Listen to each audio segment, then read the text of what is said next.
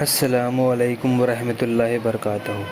میرے بھائی اور بہنوں، آج کا ٹاپک ہے خواجہ معین الدین چشتی رحمۃ اللہ علیہ اور مسلمان۔ اسلامی دنیا میں اگلا مہینہ رجب کے نام سے آ رہا ہے، اور ایک ضعیف روایت سے بھی ہے کہ رسول اللہ صلی اللہ علیہ وسلم کی معراج اسی مہینے میں ہوئی تھی۔ بہت سے مسلمان اس روایت کو مان کر اس مہینے میں طرح طرح کی خوشیاں کرتے ہیں، بہت سی رسمیں بجا لاتے ہیں۔ اول تو یہ روایت ہی ثبوت کو نہیں پہنچی ہے، لیکن جو لوگ اس کے ماننے ہی پر بہت زور دے رہے ہیں، ذرا وہ اپنے دل میں سوچے کہ اس ماننے کے بعد خوشی منانے کا کیا طریقہ ہونا چاہیے۔ آئے وہی جس کے وہ عادی ہیں یا کچھ اور۔ ایسا نہ ہو کہ ہم خوشی منانے کا کوئی ایسا طریقہ اختیار کر بیٹھے جو ہمارے رسول اللہ صلی اللہ علیہ وسلم کا ناپسندیدہ کیا ہوا اور ہمارے خدا کی ناخوشی کا باعث ہو۔ خوشی منانے کے دنیا میں بہت سے طریقے ہیں۔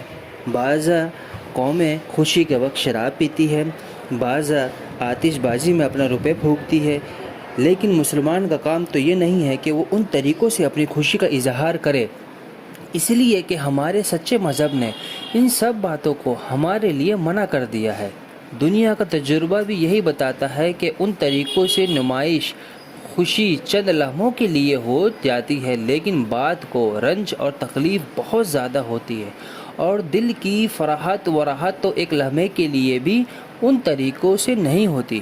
مسلمان کو اتنا ناسمجھ تو نہ ہونا چاہیے کہ اس کی ناسمجھی پر دوسری قومیں ہنسے اور وہ دنیا میں بھی اپنا نقصان کرے اور آخرت میں بھی اس کو شرمندگی اور پچھتاوا ہو۔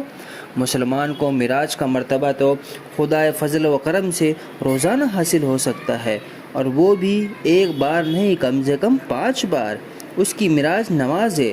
رسول خدا صلی اللہ علیہ وسلم کو معراج میں خدا کی حضوری نصیب ہوئی تھی۔ امت محمدیہ پر خدا کریم کی یہ حد سے بڑھی ہوئی مہربانی ہے کہ اس کے ہر فرد کو دن میں کم سے کم 5 مرتبہ خدا کے دربار میں حاضری کے موقع ہیں۔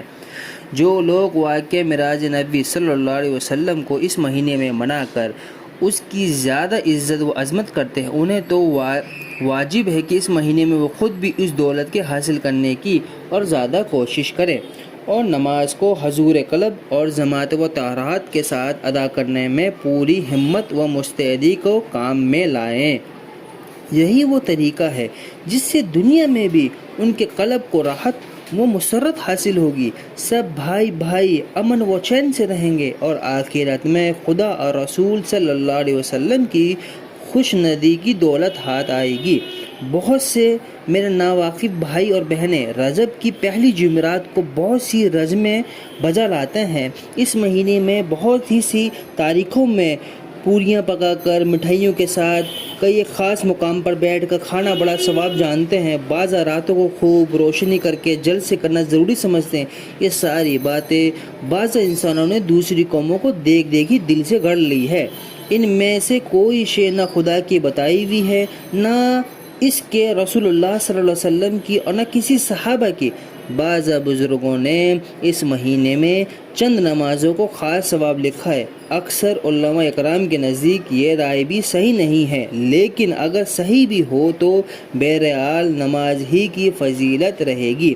باقی تیل، بتی، گھی، شکر، میدا وغیرہ میں روپے پھونکنے کا حکم کسی مستند صوفی، کسی سچے فقیر، کسی صاحب دل نے بھی کہیں نہیں دیا ہے۔ مسلمان کا کام یہ ہے کہ وہ بڑی رسموں سے دوسروں کو بچائے، نہ یہ کہ دوسرے کی جو بری رسمیں ہیں اس میں خود مولس ہو جائیں، مطلب خود کرنے لگ جائیں۔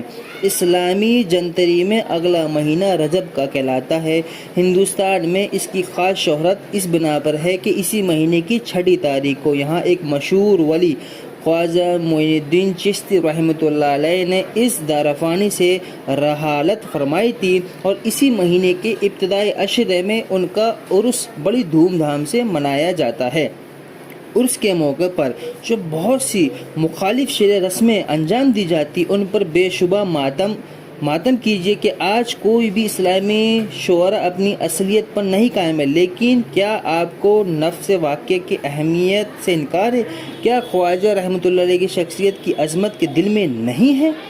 کیا خواجہ رحمۃ اللہ علیہ کی زندگی اور موت دونوں کے بابرکت ہونے میں آپ کو شک ہے؟ اللہ کے نیک اور برگزیدہ بندوں کی زندگی اور موت دونوں بابرکت ہوتی ہے۔ کہ خواجہ کی شخصیت خواجہ رحمۃ اللہ علیہ کی زندگی اور موت دونوں کے بابرکت ہونے میں آپ کو شک ہے؟ اللہ کے نیک اور برگزیدہ بندوں کی زندگی اور موت دونوں بابرکت ہوتی ہے۔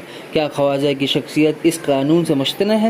وہ ایک شخص تھا جس نے اپنے راستے ماسوا سے توڑ کر اللہ سے جوڑ رکھا تھا۔ وہ ایک شخص تھا جس کی عمر کی ایک ایک گھڑی اور طاقت الہی بسر ہوتی تھی۔ وہ ایک شخص تھا جس کی زندگی صدقے و صفا، زہد و تقوی، عبادات و طہارت کی عملی تفسیر تھی۔ وہ ہندوستان میں آئے تنہا ایسا وقت آیا جب سارا ملک گمراہی و جہالت سے گونج رہا تھا۔